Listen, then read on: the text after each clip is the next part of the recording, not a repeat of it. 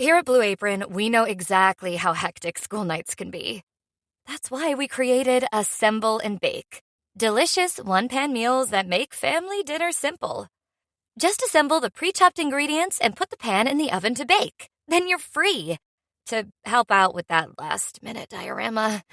Shop Assemble and Bake at BlueApron.com. Get 50% off your first 2 orders with code APRON50.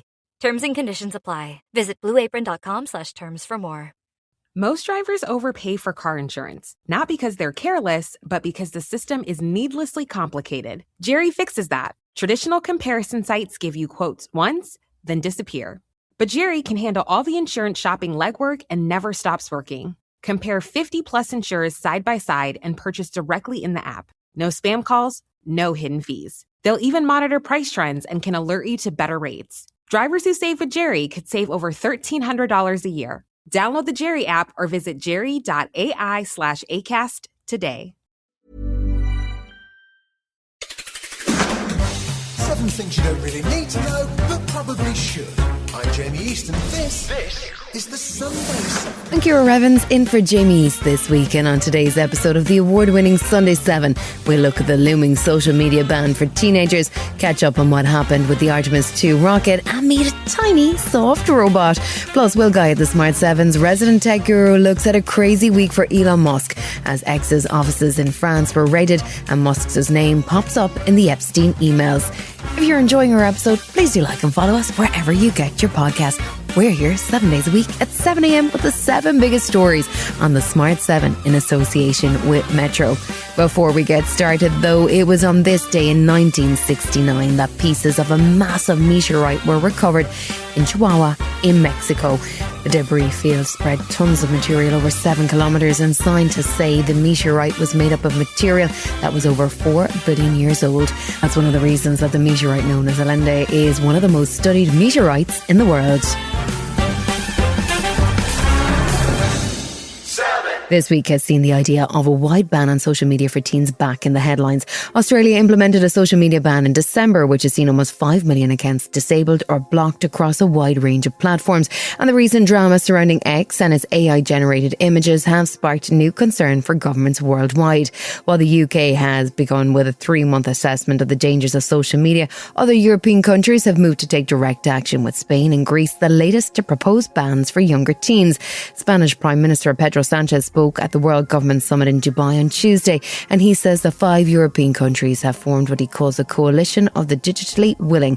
The group will work together to coordinate cross-border controls. He also says tech CEOs should be held criminally liable for not removing hateful or harmful content. Spain will ban access to social media for minors under the age of 16. Platforms will be required to implement effective age verification systems, not just checkboxes, but real barriers that work. Today, our children are exposed to a space they were never meant to navigate alone.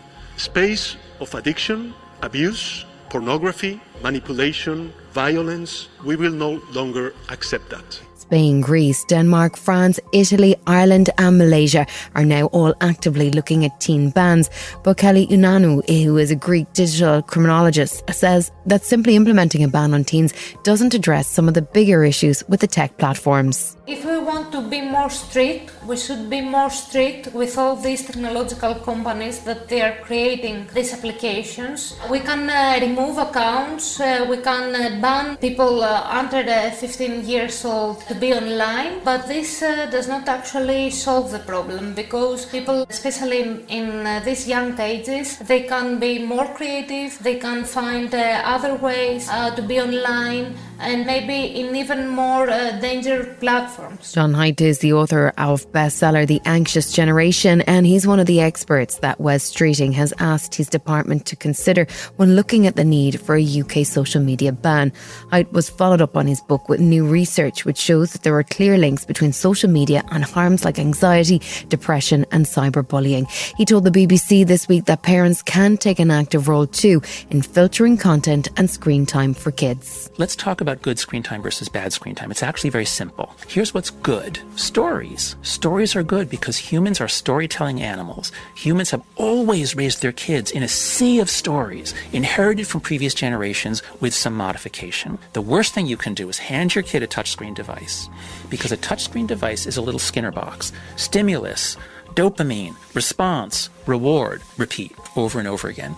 And it mostly ends at short videos. And the short videos are not stories. However, Justine Roberts, the CEO of Mumsnet, says that it's very hard for parents to track what teens are up to and that a more structured solution like a ban is required. Our users say 61% say their kids are addicted. This is really hard to control. To control a teenage addict, it's I don't think it is by having play dates, to be honest. So I do think government needs to get involved here, and so do our users, and I think this is a crisis that you can't expect parents to control.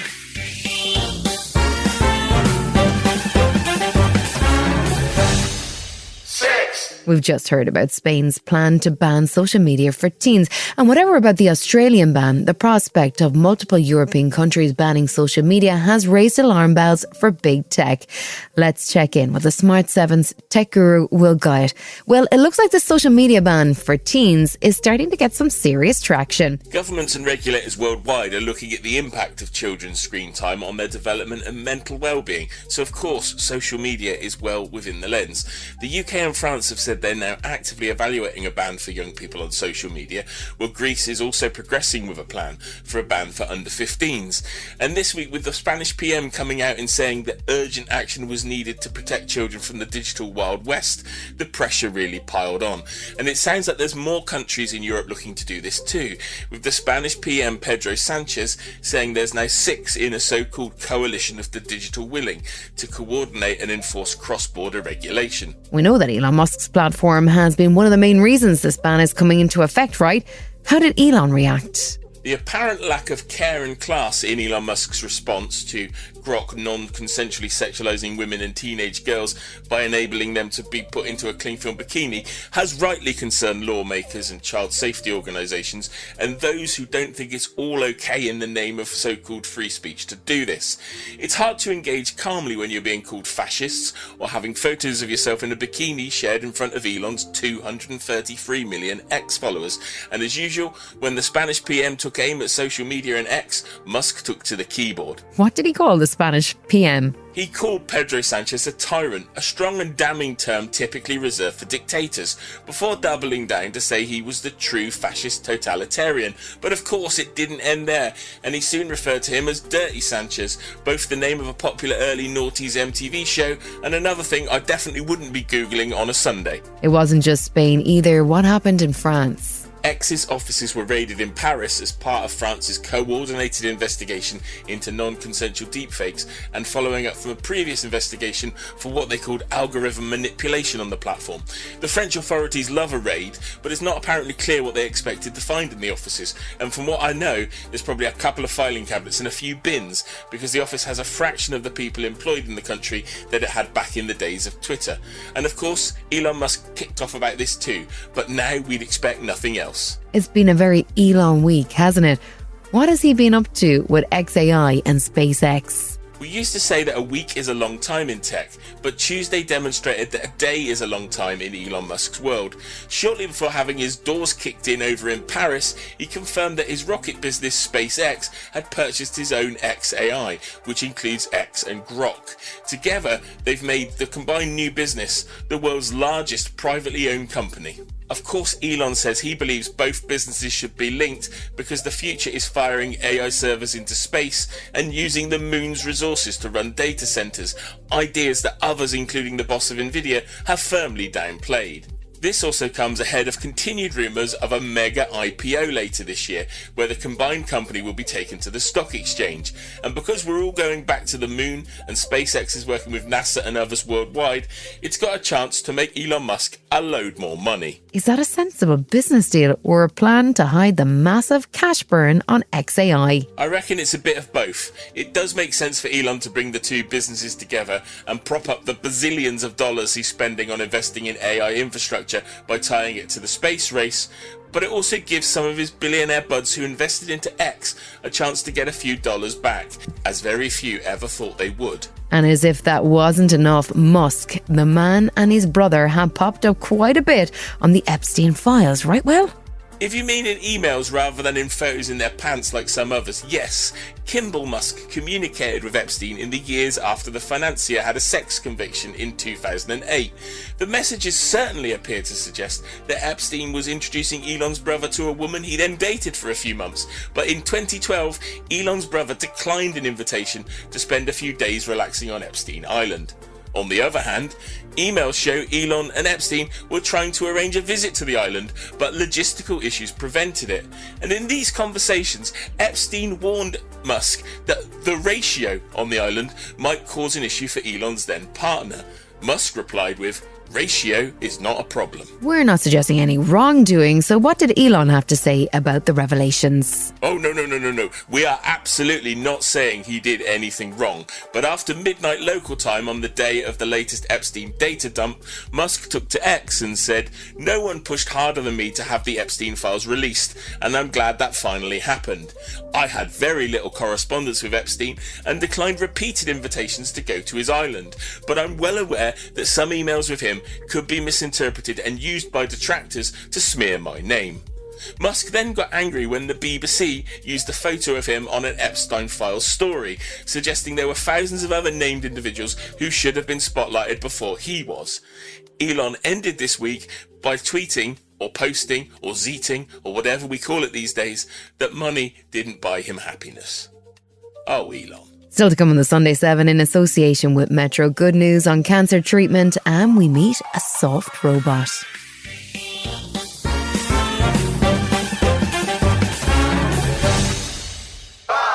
Cancer is the UK's biggest killer, causing about 25% of deaths in the country every year. But worryingly, survival rates in the UK lag behind countries like Poland, Romania and Denmark. That statistic has inspired a new strategy to tackle a crisis in cancer care. And this week, Health Secretary Wes Streeting announced a new plan which will see £2 billion invested into transforming NHS cancer services with faster diagnosis, quicker treatments and more support for patients at its core.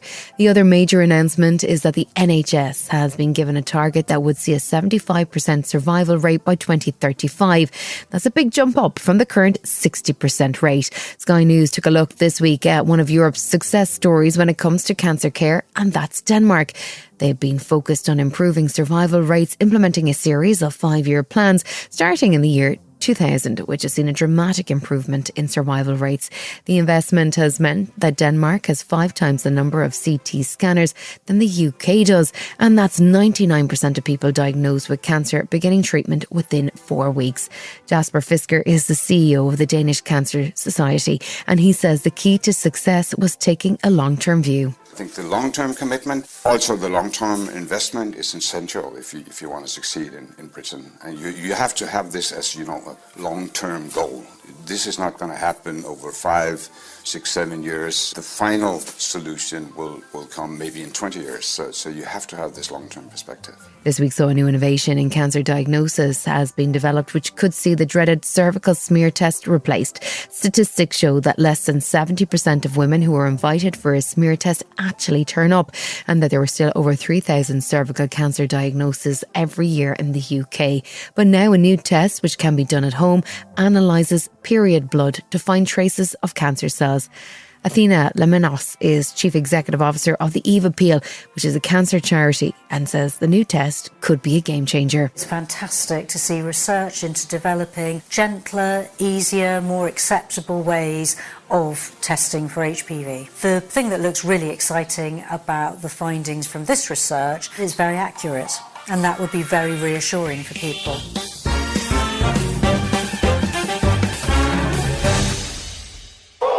We're getting used to seeing robots in the news, although most of the robots we see are broadly humanoid and made largely of metal. However, the world of robots is more diverse than you might think, from specialised car assembly line robots to a brand new soft robot that has been developed by researchers at the University of Bristol working with Queen Mary University in London.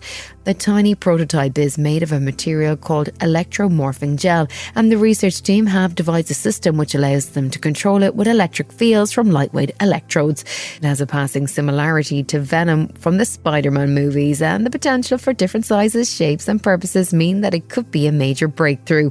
Researcher at Bristol University, Ciqun says the material means there are endless possibilities. It can respond to the external electric field, and because the special property of the materials, by building an electric field around it, it can generate stretching, bending, twisting, different types of deformation, locomotion. It can be functionalized in different ways, like in the future we might integrate sensing capabilities of the materials to make it more powerful, to be more close to real-world applications. Still to come on the Sunday 7 in association with Metro, we find out what it's like to get a new face and why Artemis 2 isn't launching yet. Right after this.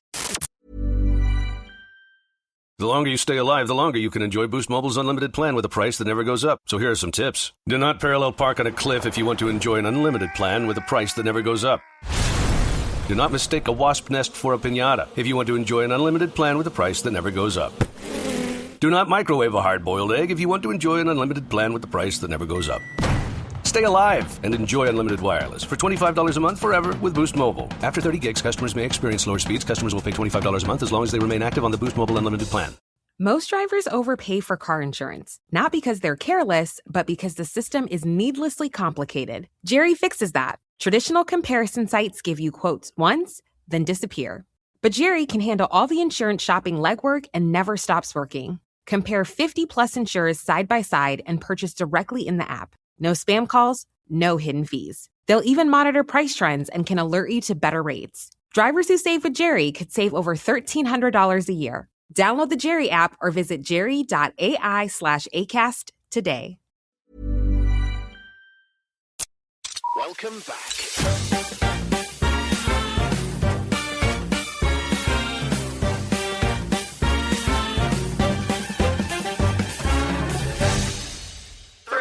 This week saw a significant medical first as a hospital in Spain performed the first ever facial transplant.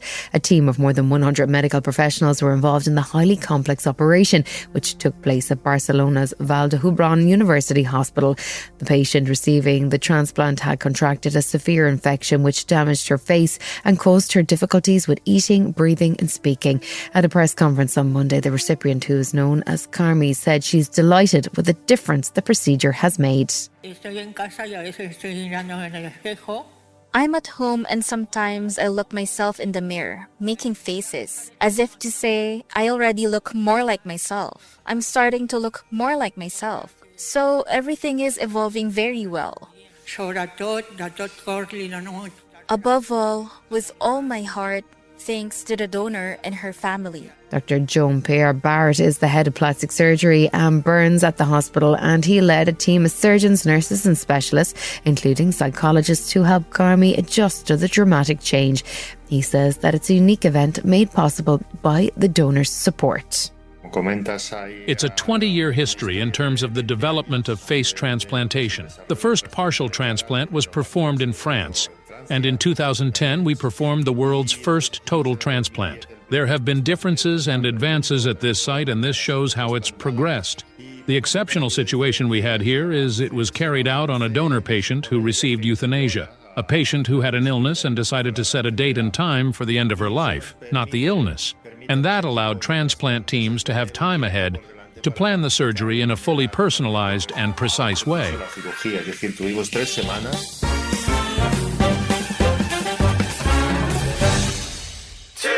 NASA has spent weeks preparing for the launch of its latest moon mission, Artemis 2, which was supposed to blast off into space this weekend. The plan would have seen the crew of 4 complete a full lunar orbit, taking a manned vessel part the dark side of the moon for the first time. However, after lengthy testing and what is known as a wet rehearsal, issues arose with a leak of liquid hydrogen, which means the launch is now postponed until March. The mission is the second in the multi-billion-dollar Artemis moon program, following an uncrewed flight in 2022, and the first to carry carry astronauts around the moon in a 10-day journey to the furthest humans have ever ventured in space. The leak took place in an interface used to route the cryogenic propellant into the rocket's core stage, NASA said, adding that it would release the astronauts quarantined since January 21st for the anticipated launch. Dr. Kevin Fong is a British doctor and broadcaster, and he also happens to be an expert in space medicine. He spoke to Radio 4 this week about why the launch had to be delayed. So up until now, the Space Launch System has been sitting on the pad out there at Kennedy without anything in it, but now they're going to load the propellant, load the liquid hydrogen and liquid oxygen, and really the astronauts who I've spoken to say this is when the vehicle comes alive. It starts to creak, it starts to hiss, it feels like a living animal, and also you begin to learn about the vehicle as you put this very cold propellant in. You know, some of these propellants are very exotic. They have to be kept at less than minus 100, 250 degrees Celsius to keep them in liquid form, and so there's a lot that can go wrong here, and this is the point at which the mission starts to become a little dangerous. Thomas Moore is Sky News' science correspondent, and he says it's a complex operation and that while the leak may take some time to fix, it's not unexpected. They have decided to scrub all attempt to launch in February because of this hydrogen leak they had during what they call the wet dress rehearsal. Hydrogen fuel rockets, it's notorious that these things are delayed because, as I said, the fuel itself, that tiny molecule, and they're so cold and so on. So the shuttle had big problems as well, and the first version of this rocket, when it went up in 2022 without anybody on board, that was delayed several times. In fact, they had to roll it back to the hangar to try and fix it on 2 occasions.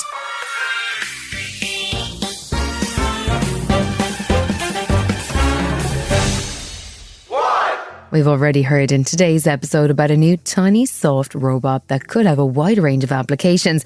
But now we're heading to Italy for a very different kind of robot. Scientists have developed a robot dog, which is designed for a very specific and dangerous task.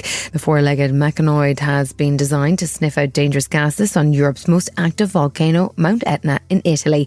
The robot was developed by researchers at the Robotic Systems Lab at the ETH University in Zurich, and Julia Richter is one of the researchers at the lab. Generally, volcanoes are very unpredictable environments, right? We do want to predict when eruptions will occur, and for this we need data. And in order to get those data, we need some people or any way of getting the instruments onto the mountain. The problem is if we want to send people, it's very logistically challenging as well as hazardous, since we have toxic gases there, we have very unstable terrain, and for this we want to use robots instead. AI is super relevant for us in the sense of that the robot's locomotion policy, so how the robot actually moves its motors in a coherent way, is trained via reinforcement learning. And this allows the robot to develop very robust control algorithms that actually make it overcome difficult terrains such as what we encountered on the volcanic side. This has been the Sunday 7. Wherever you're listening, do us a favour and hit the follow button. We'll be back tomorrow at 7 a.m. with the regular Smart 7. Have a great rest of your weekend. Written, produced and published by Daft Doris. Hi, this is Hannah Berner from Giggly Squad. This episode is brought to you by Peloton.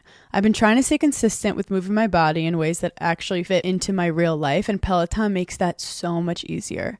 The new cross-training series balances your workouts with 15 plus workout types for endless movements on and off your equipment.